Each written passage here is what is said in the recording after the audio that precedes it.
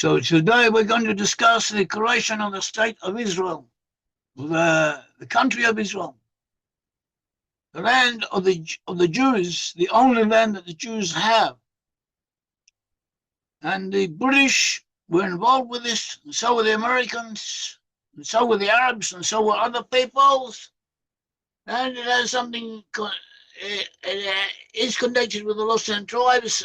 It's to say the land of Israel, the state of Israel, in a sense, is preparing the way for all of the tribes to eventually return.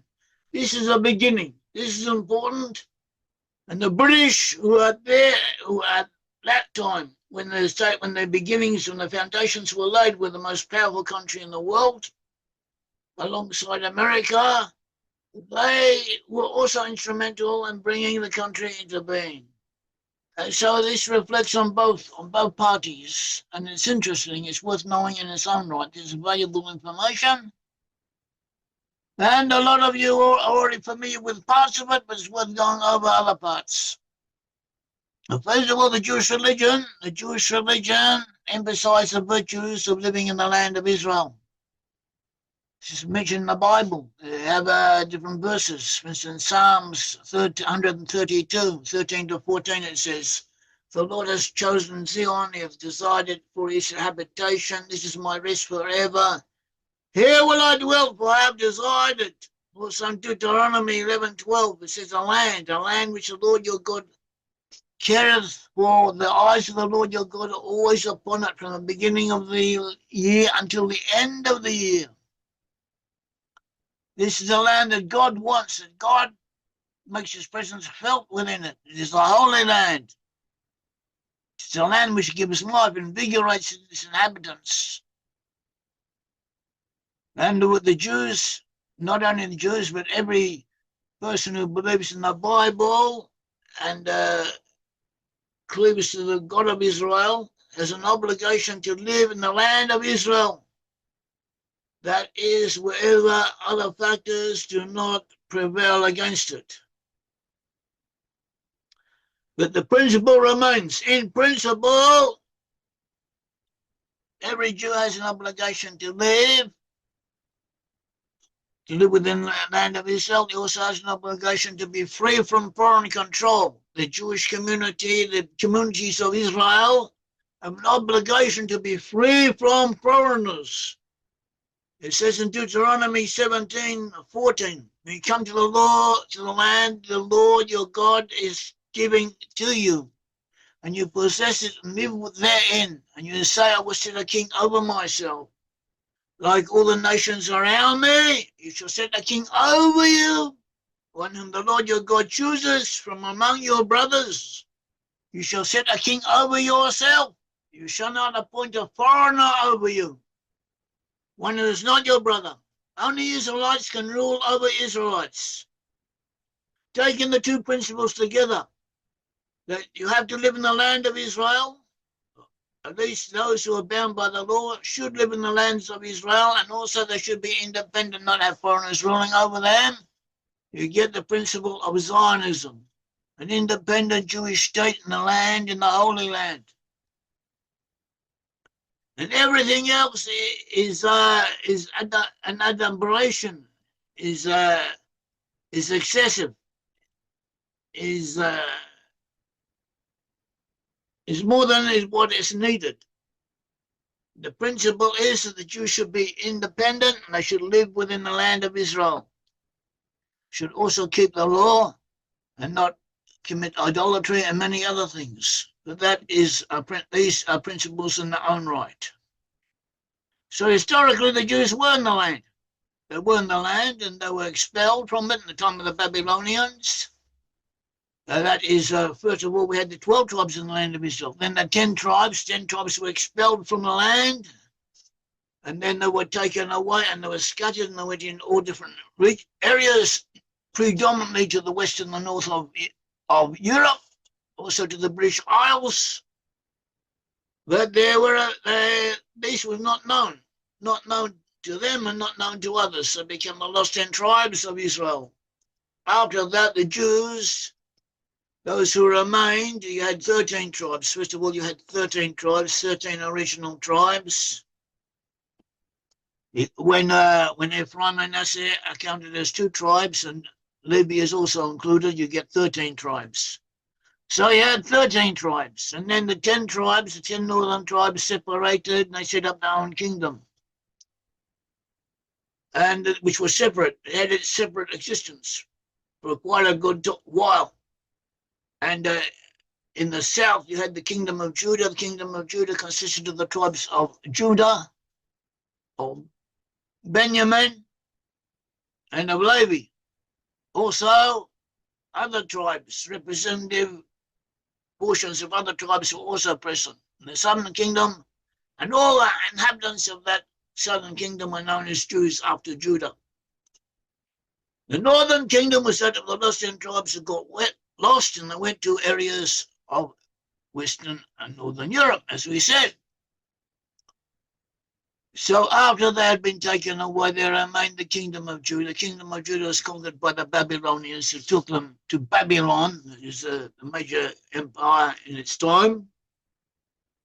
That was the actual beginning, in the full-fledged sense, of the Jewish diaspora, the Jews in Babylon. After that, a portion, under King Cyrus of Persia, a portion of the Jews were allowed to return, and they did.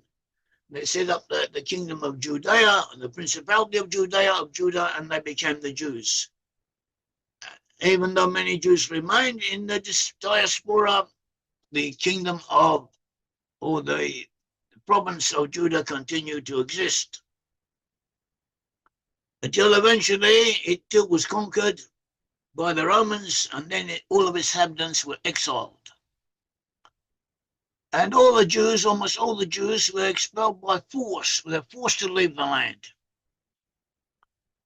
After that, here and there, individuals and small groups were sometimes allowed, and they came back, started returning, but they didn't always succeed, and they went away again. And that was the way, that was the situation. In 640 CE, the Muslims and the Arabs took control of the land. And then in 1516, the Ottoman Turks took over. And the area became part of the Ottoman Turkish Empire, of the Turkish Empire. And efforts were made to increase Jewish numbers, the numbers of Jews living in the area in the 1600s, the 1700s, and 1800s. And here and there were Jews who had arrived from Yemen, from North Africa, from Central Asia, as well as from Europe. And then but it was a problem. Always, there was often periodical problems, persecutions, famines, and problems. So many of those who came went away again. Between 1840 and 1880, the Jewish population in Syria, that is north of the land of Israel, but in many ways a part of it. So the Jewish population increased from 9,000 to 23,000, which was quite considerable in those times. And Syria may too be considered a part of the land of Israel from many points of view.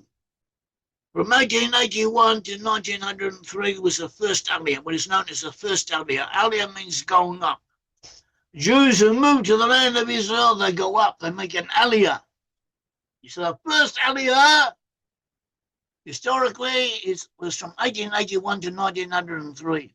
The Jewish population increased from 25,000 to 55,000. Most of these immigrants were traditional Jews, observant Jews, Torah observant Jews. There were some non-observant Jews present. Most of them kept the law as well as they could. They came mainly from Eastern Europe. A smaller number came from other areas such as Yemen. Yemen was always important. Always Jews from Yemen come here and there. Bits and pieces, they were coming all the time, till eventually they all came after the foundation of the State of Israel. Many of these first immigrants, they left after a few months. They went back to the country of origin. Some of them had suffering from hunger and disease. The situation was difficult. And all the same, agricultural settlements were established all over the country. Most of these settlements were supported by the Rothschild family. Rothschild family, a very rich family of Ashkenazi Jews, European Jews in the West. They often talked about people are jealous of their money, of their wealth, and so on. But they did a lot of good deeds. They helped a lot of people, Jews and non-Jews. They were very strong in giving charity and helping others, also helping others help themselves. And they supported these new settlements. The people worked, but the situation was difficult, even while working. The settlements needed financial support. They weren't getting any help from the government, from the authorities. The situation was often adverse to them, so the Rothschilds helped them. Meanwhile, in Europe, there were political upheavals, persecutions, economic dislocations. Jews were moving around and migrating everywhere. Many Jews moved out to the USA and the other areas. This was the time of the great migrations from Russia, from Europe to the North America. And this movement to Palestine was a drop in the bucket. It was relatively speaking, it wasn't such a great large number. But nevertheless, there was a lot of agitation on its behalf. A lot of people were interested in it. In Europe, there were different organizations known as Chovevei Zion, meaning lovers of Zion. And in every little town, you had groups of people who used to get together, and they were interested in settlement, or the settlement of Jews in the Holy Land. And they also created 20 Jewish towns in Palestine between 1817 and 1897. Most of the people at that time were traditionally religious. There were some secular modern Zionists amongst them. Modern Zionism was also developing. And modern Zionism is the idea that Jews could settle in the Holy Land without necessarily leading a fully Jewish life. It was a time of change, a time of revolution, a time of unsettlement, of people who were searching for solutions. The idea of socialism was growing. Revolutions were occurring. All kinds of movements were springing up. And people who were Jewish looked for a way to combine their being Jewish with these new ideas. So we had Jewish Zionists, Jewish socialists, Jewish communists. You had all kinds of Jews. And some of them came to the Holy Land and they brought these new ideas with them. 1896, Theodor Herzl was an Austrian journalist, but he was quite a dynamic person, had a dynamic personality. He was somewhat theatrical in his attitudes and how he bore himself, but this was what was needed at the time. So I wrote this book, The Jewish State, in 1896. He spoke of creating a modern Jewish state in the area of Palestine, and others had written similar works before and also after him. Quite a few books around pushing the idea, but the Book of Herzl struck a chord. The Book of Herzl struck a chord. It was popular, it was well read, and it spoke a message that was listened to. Also, overall, between 1904 and 1914, the Second Aliyah took place. Approximately 35,000 Jews came to the Holy Land, 35,000 Jews. Most of them came from Russia. Some came from Yemen. So the Yemenites, they're always sending people. The people from Yemen always coming. The idea of returning to the Holy Land was important with them. Just get them. You get them amongst the Sephardim, you get them amongst the Ashkenazim. You always get a few Yemenites here and there coming in, pushing to the front. And they still do it. At all events, during this time, the whole of the Jewish world was moving about. The Jews were being persecuted, as usual, in Eastern Europe by the Russians, by others. About 2 million Jews moved out of Eastern Europe, most of them to the USA. They went to other areas as well. David Ben-Gurion became one or several times became the head of government, the Rosh Memshalah, head of the government of the State of Israel, and he was a very important Zionist for many reasons. And he estimated that 90% of the second Aliyah, the people who came, these 35,000 Jews, left the country. They couldn't stay, take it. They left. They came, they tried, and they left. And this was has always been a problem. Always been Jews who have been living, and sometimes more have been living than have been staying. It's not always easy. It hasn't always been easy living in the land of Israel. So the same happened with the second Aliyah.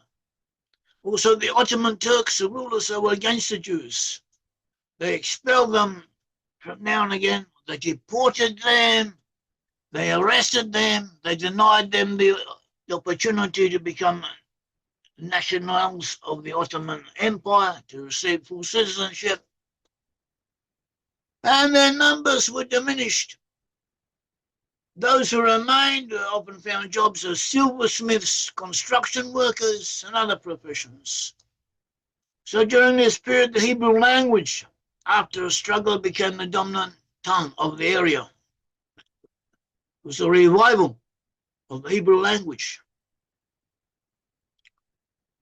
Secular Jewish ideologies had existed from the beginning, as we mentioned, and now in this period they began to dominate. Secular Jews became more dominant over the traditional Jews in this period. There was a lot of Zionist activity outside the land of Israel, in the Jewish population in the diaspora, and this Zionist activity, different political groups and meetings and all kinds of resolutions and so on, this influenced the life within Palestine itself. The Jews were the majority element in Jerusalem. The Jews were the majority of the population within the city of Jerusalem. Then in 1914 came the First World War, and most of the Jews left. Well, they had to leave. Anyone prior to that, they had not been given, or most of them had not been given passports, Turkish citizenship. They only had their Russian passports. Russia was in a war against Turkey. Russia was an ally of the allies of America and USA. And so the Turks expelled everyone who had Russian passports. So most of those who were expelled, they went to Egypt. Egypt was then under the control of the British, and it was possible to survive there. So they went there. And most of them worked there and set up businesses and they did what they had to do in order to wait out the time when they would be able to return. Those few who did remain, there were some Jews who did remain in the Holy Land. Many of them were stricken by famine. There's not enough food to eat, or disease, or plagues, and all kinds of problems. And then came the First World War. That was the beginning of the First World War. And the British were fighting against the Turks and the Germans and the Austrians. And the land was ruled by the Turks. The Turkish army also had German and Austrian contingents and officers, and there was quite a strong German presence within the Turkish army, and they were fighting against the British.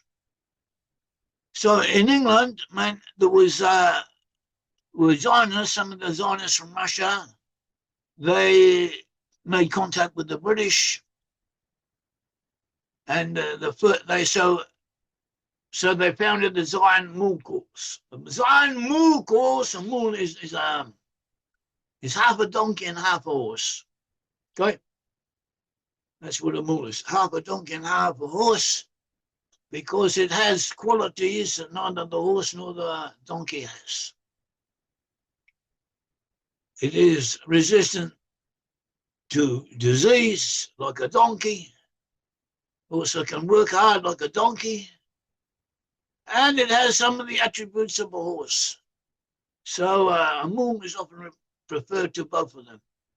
So there was a Zionist mule horse. At that time they didn't have cars or machines, though these were being introduced, but they were not that important in the beginning.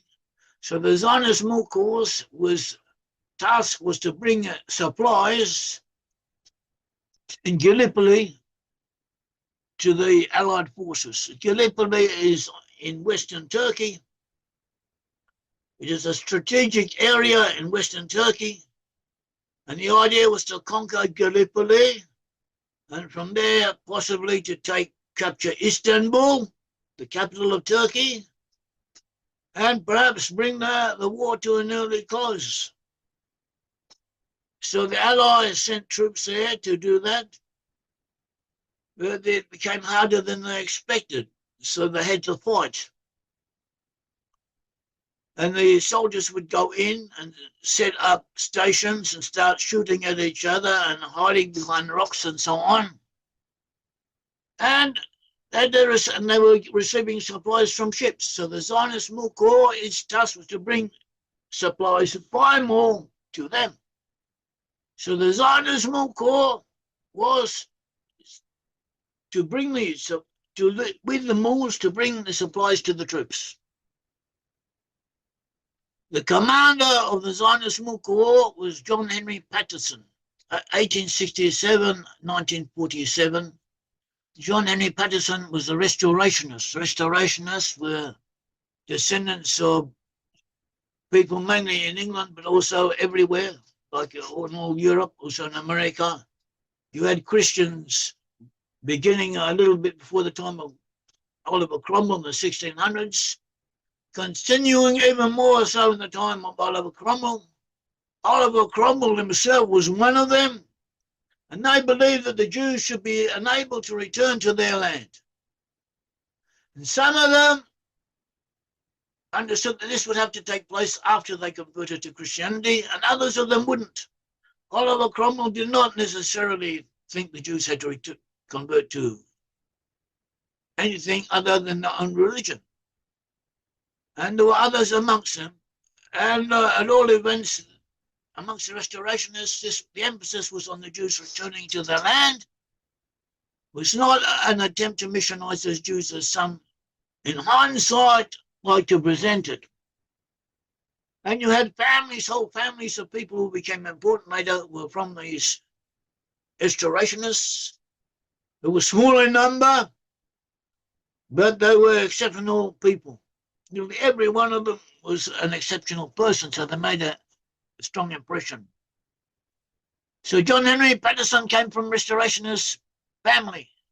He also believed in British Israel. That is the idea or the concept that the British are descended from lost tribes of Israel. And he was also strongly pro-Jewish. So he was the first leader of this Zionist movement. And after that, he continued to be involved in Jewish affairs until he died. He was an important person. Patterson was replaced towards the end of the campaign by Joseph Trumpeldor. Trumpeldor was an early Jewish Zionist. He had been a war hero in Russia.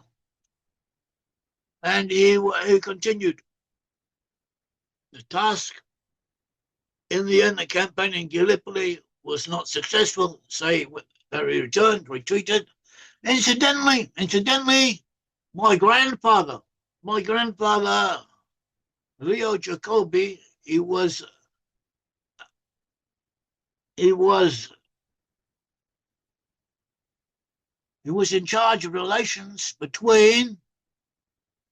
He was a liaison officer in charge of relations between the British and the French contingents and Gallipoli. Gallipoli, there was a French contingent along the Allies, and so they had an officer who had to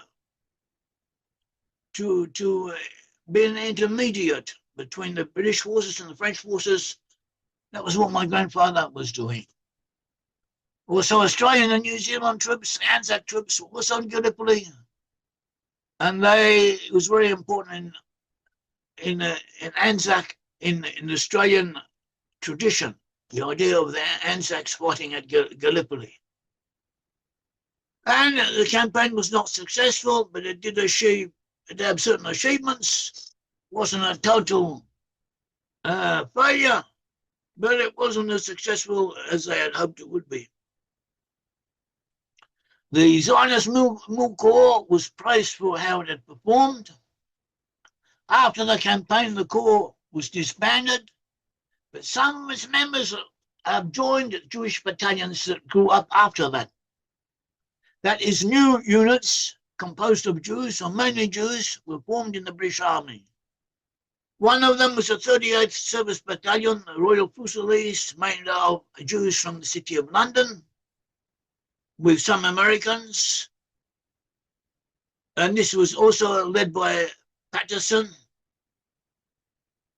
Well, John Henry Patterson was also the head of this 18th Battalion. There was also the 39th Battalion, which is known as the American Battalion, since most of its members were Jews from the USA. And they too had a minority from England, of Jews from England amongst them. And some member, and altogether these different battalions are referred to in history as the Jewish Legion. And some members of the Jewish Legion participated in the British conquest of Palestine from the Turks towards the end of the war. Zeb Jabotinsky was one of the leaders of formative elements in the Legion. Zeb Jabotinsky was very important. He was a journalist, he was a poet, he's an ideologue. He created, based on his ideas, and important movements were created, including the present Likud party, that has been ruling in Israel at the present time. And the father of Benjamin Netanyahu was a friend of Jabotinsky, was, one could say, a follower of his. So Jabotinsky was also there. He had been one of the founders of the Jewish Legion. Also, there was Joseph Trumpeldor, as we said, and others, Pinchas Rutenberg, Dov Barakov. Quite a few people who are later very important in Zionist history were involved with this Jewish battalion, this Jewish Legion. They helped form the military tradition that later gave rise to the IDF, Haganah, the IDF, and other similar movements. Also, the Irgun was founded by followers of Jabotinsky, which was also important in the early days of the Jewish settlement.